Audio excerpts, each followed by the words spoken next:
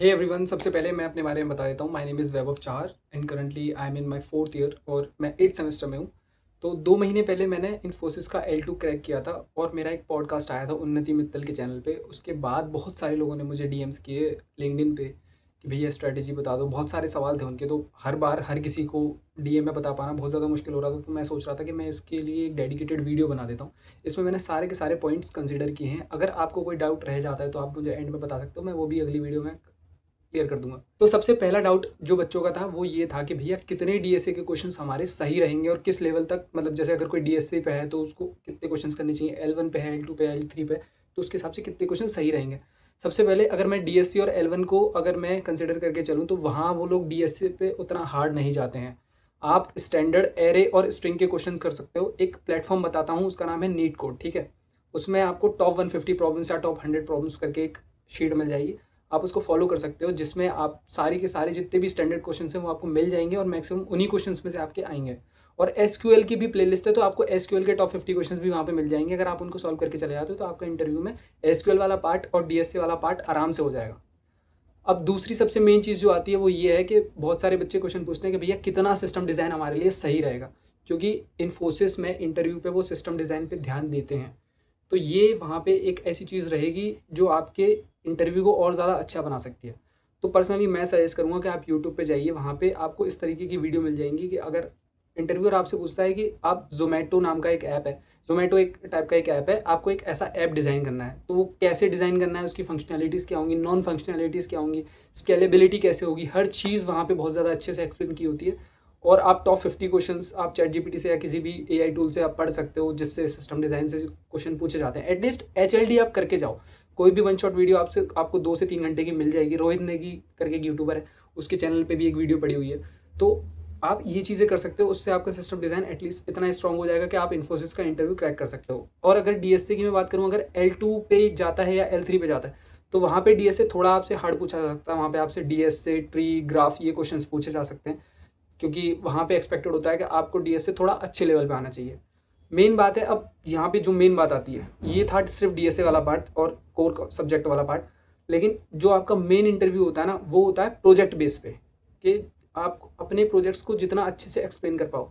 देखो, कोई फ़र्क नहीं पड़ता आपने जेंगो में प्रोजेक्ट बनाया है, आपने स्प्रिंग बूट में प्रोजेक्ट बनाया है, आपने एक्सप्रेस जेएस यूज़ किया है, या आपने कोई और टेक स्टैक यूज़ किया है, इससे फ़र्क नहीं पड़ता।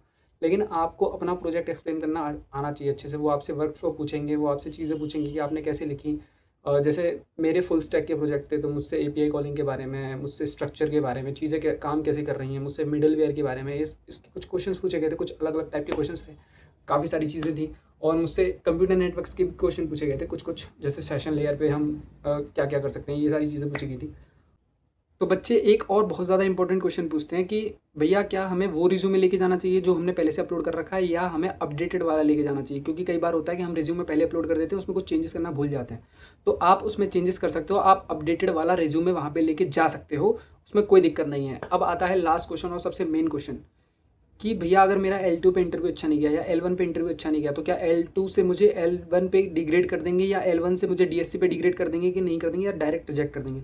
सच बताऊं, मैं इस क्वेश्चन को लेके इतना ज़्यादा परेशान था अपनी जर्नी के टाइम पे। मैं इन्फोसिस के जो मेरे सीनियर्स थे, मैं उनसे बार बार ये चीज़ें पूछ रहा था, लेकिन उनको भी इसके बारे में कोई आइडिया नहीं था। क्योंकि L1 और L2 L3 वाले जो रोल्स हैं वो अभी आए हैं, इससे पहले ये रोल्स नहीं हुआ करते थे।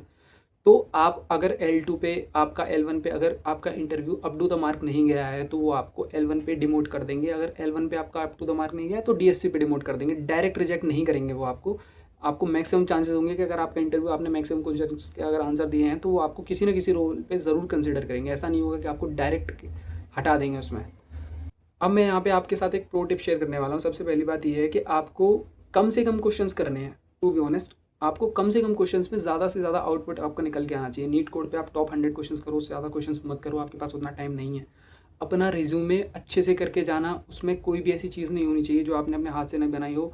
अगर कहीं से प्रोजेक्ट उठा भी रहे हो तो आपको उसके हर एक चीज़ के बारे में पता होना चाहिए। अगर फुल स्टैक के ऊपर प्रोजेक्ट बना रहे हो तो आपको हर चीज़ की नॉलेज होनी चाहिए। System design is the important thing. मैं ये नहीं कहूँगा कि उसको इग्नोर करके चले जाना, उसको पढ़ के जाना।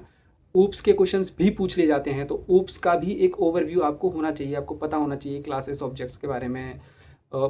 मतलब उसके पॉलीमॉर्फिज्म, एब्स्ट्रैक्शन, ये जितनी भी चीज़ें होती हैं वो डिफरेंस पूछ लेते हैं। कई बार बहुत सारी चीज़ें होती हैं, वो ऑथेंटिकेशन और ऑथराइजेशन की बारे में बहुत अच्छे अच्छे क्वेश्चंस बनाते हैं, उस पर भी आप एक बार नज़र डाल के जाना कि इस पर क्या क्या क्वेश्चंस बन सकते हैं, बहुत सारी चीज़ें हो सकती हैं। तो all the best for the interview. अगर कोई ऐसा क्वेश्चन छूट रहा है जो इस वीडियो में मैं क्लियर नहीं कर पाया, आप वो मुझे बता सकते हो। उसके बाद मैं एक और अलग से वीडियो बना दूंगा जिसमें मैं बाकी के जो बचे हुए डाउट्स होंगे वो भी क्लियर कर दूंगा।